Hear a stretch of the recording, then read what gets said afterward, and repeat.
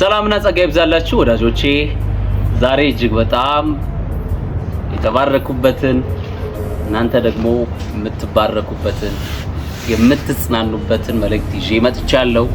አስቀድሜ መለምናችሁ ነገር ቢኖር አካውንቴን ሰብስክራይብ ያላደረጋችሁ ሰብስክራይብ አድርጉ። ደግሞም መልእክቴን ከወደዳችሁት ላይክ፣ ኮሜንት እንዲሁም ደግሞ ለጓደኞቻችሁ ሼር በማድረግ እንድትተባበሩኝ ጠይቃችኋለሁኝ። ከኔ ጋራ ሉቃስ ወንጌል ምዕራፍ 10 ከቁጥር 30 እስከ 35 ያለውን የእግዚአብሔርን ቃል አንብበን ከዛ ማክሲማም 15 ደቂቃ የእግዚአብሔርን ቃል አካፍላችኋለሁ። ስፍራውን በጌታ ስም አነባለሁ።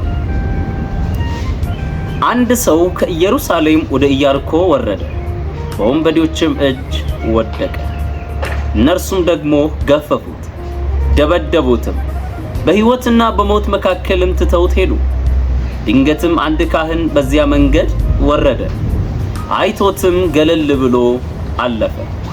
እንዲሁም ደግሞ አንድ ሌዋዊ ወደዚያ ስፍራ መጣና አይቶት ገለል ብሎ አለፈ። አንድ ሳምራዊ ግን ሲሄድ ወደ እርሱ መጣ፣ አይቶትም አዘነለት። ቀርቦም ዘይትና የወይን ጠጅ በቁስሎቹ ላይ አፍስሶ አሰራቸው። በራሱ አህያም ላይ አስቀምጦት ወደ እንግዶቹ ማደሪያ ወሰደው፣ ጠበቀው። በማግስቱም 2 ዲናር አውጥቶ ለባለቤቱ ሰጠና ጠብቀው፣ ከዚህም በላይ የምትከስረውን ሁሉ እኔ ስመለስ እከፍልሃለሁ አለው። የእግዚአብሔር ስም ለዘላለም የተባረከ ይሁን። የእግዚአብሔር ስም ለዘላለም የተባረከ ይሁን።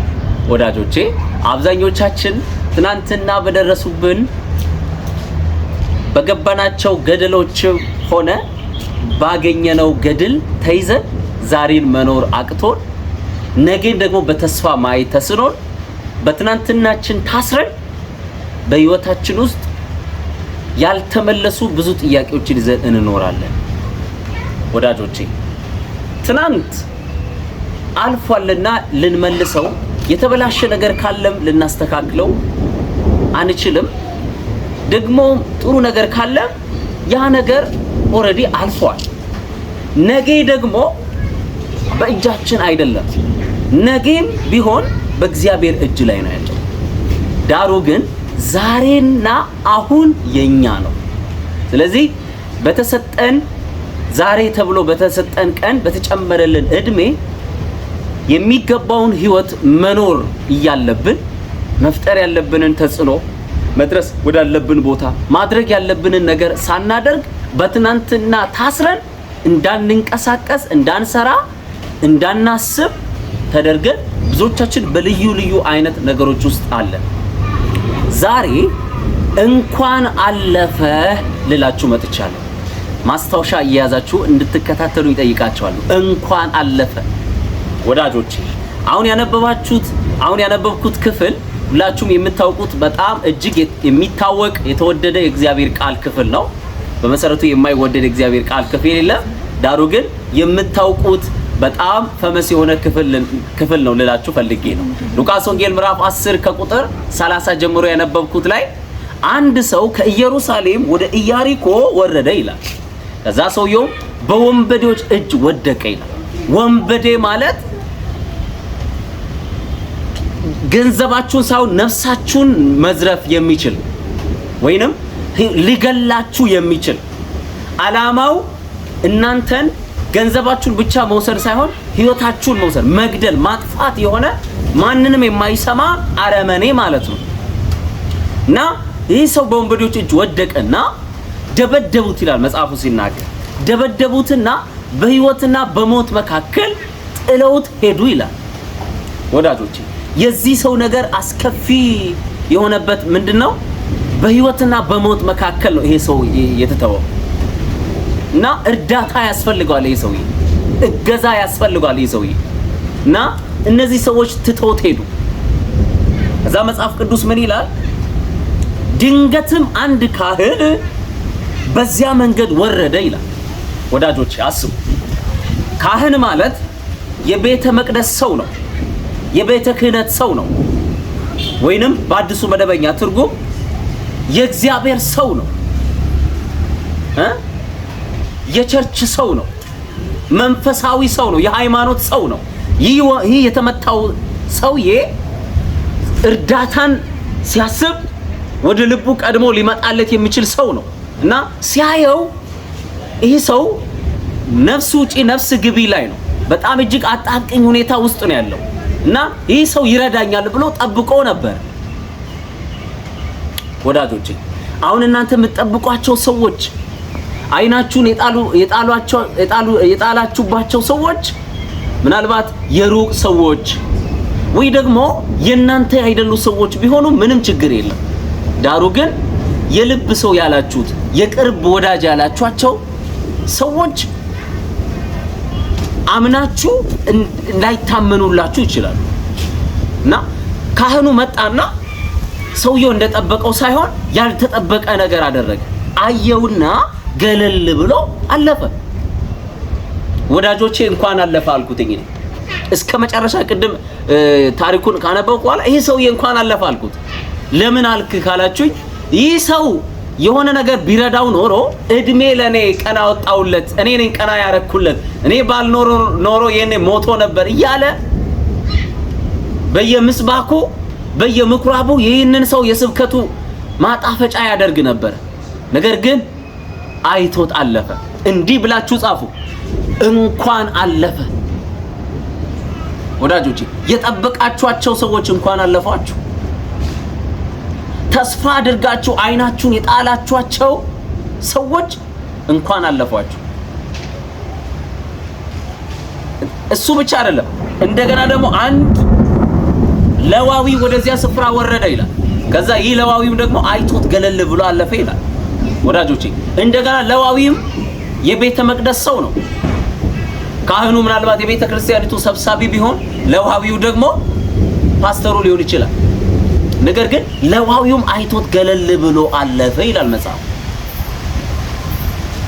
ወዳጆቼ እንኳን አለፈ ለዋዊው። የሚገርማችሁ ቀጥሎ መጥቶ የረዳው ሰው ፈጽሞ እሱ ይረዳኛል ብሎ ያልጠበቀው ሰው ነው።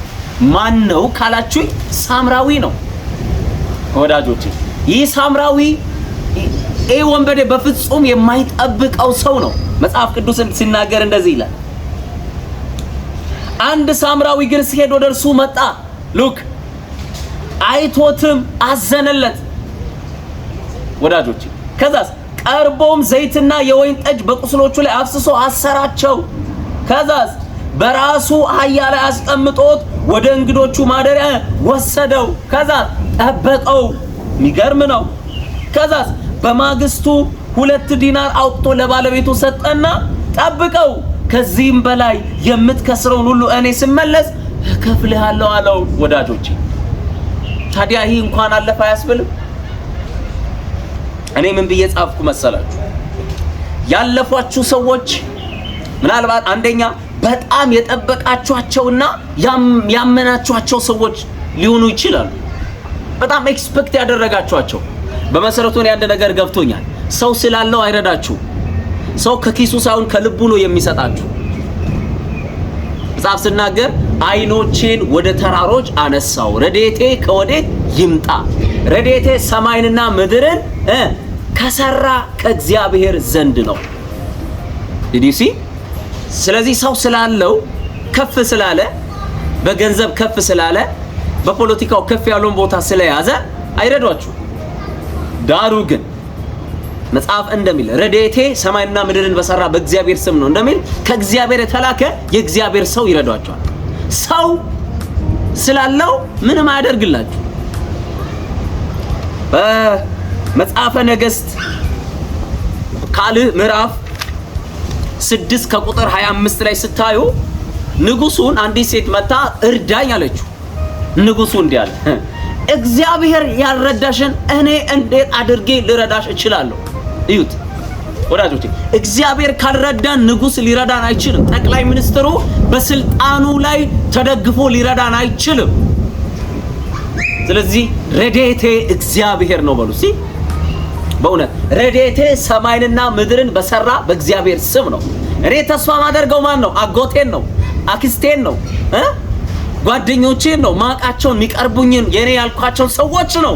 ይረዱኛል፣ ብቸግር ጠይቄ ከችግሬ እወጣለሁ ብዬ ማስበው ማንን ነው? እነዚህን ሰው የዘረዘርኳቸውን ሰዎች ናቸው። ዳሩ ግን እግዚአብሔር ካልረዳን ከእግዚአብሔር ካልሆነ ማንም ምንም ሊያደርግልን አይችልም። ወዳጆቼ ያለፏችሁ ሰዎች ምናልባት የሃይማኖት መሪዎች ሊሆኑ ይችላል። በጣም የቅርብ ሰዎች፣ በጣም የቤተ ክርስቲያን ሰዎች ሊሆኑ ይችላሉ። እንኳን አለፉ። you have to say እንኳን አለፉ። ይህንን መልእክት ልብ ብላችሁ እንድትሰሙ ፈልጋለሁ። በእርግጠኝነት እኔ ሙጀሌ አቃለሁ ሙጀሌ ምን እንደሆነና ምናልባት ቃሉ የማይመጥን ቃል ከሆነ ይቅርታ ለጆሮአችሁና እግራችን ላይ ሙጀሌ ሲገባ ስናከው ያምረናል፣ ደስ ይላል። ግን እኮ እግራችንን ይጎዳዋል እና ከናካቴው ከናረፈበት ነቅለው ሲያወጡ ሰላም ነው የሚሆነውና ይህ መልእክት እንዲህ ነው የሚያደርገው። ከልባችን ላይ አእምሯችንን እንደዚህ ይዞ ተቆጣጥረው ዳሩ ግን መውጣት ያሉባቸው ነገሮች በጌታ በኢየሱስ ስም ተነቅለው ይወጣሉ። አሜን በሉ። ግድ ይላል ተነቅለው ይወጣሉና ሶስተኛ እነዚህ ሰዎች ያለፏችሁ ሰዎች አይቷችሁ ገለል ብሎ ሊያልፏችሁ ይችላሉ። ነገር ግን ቀጣይ የሚመጣው ይሁት አንደኛ አይቷችሁ የሚያዝን ነው የሚሆነው። የሚመጣው ይበልጣል። ለቁስላችሁ ዘይት ያለው ነው።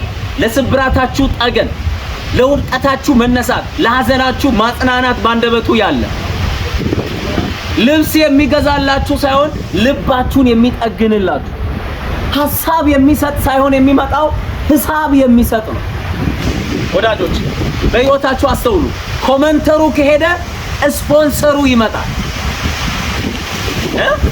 ሐሳብ ሰጪው ከሄደ ሐሳብ ዘጊው ይመጣል። ስለዚህ ያለፈው እንኳን አለፈ፣ የሄደው እንኳን ሄደ። ተከስቴ ሲዘምር እሰይ የቀረው ሁሉ እንኳን ቀረ፣ የሆነ ሁሉ እንኳን ሆነ ብሎ እንደዘመረው መዘመር ያለባችሁ ይህንን መዝሙር። ስለዚህ ምንድነው የምትለው ወንድማችን ካላችሁኝ ከትናንትናችሁ ተፋቱ። ቻው በሉ ወይ ሄዱ አልሄዱ ሄዱ እንዳትሉ አልሄዱ እንዳትሉ ሄደዋል። እና መሃል ላይ የሚያስቸግሩ ሰዎችን ቻው ብላችሁ you have to say goodbye።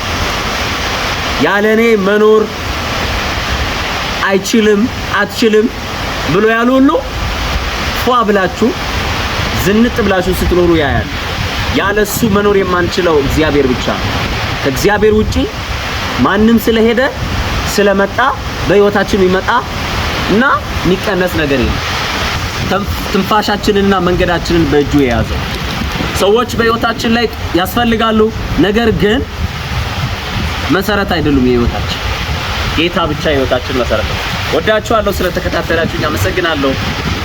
ሻሎም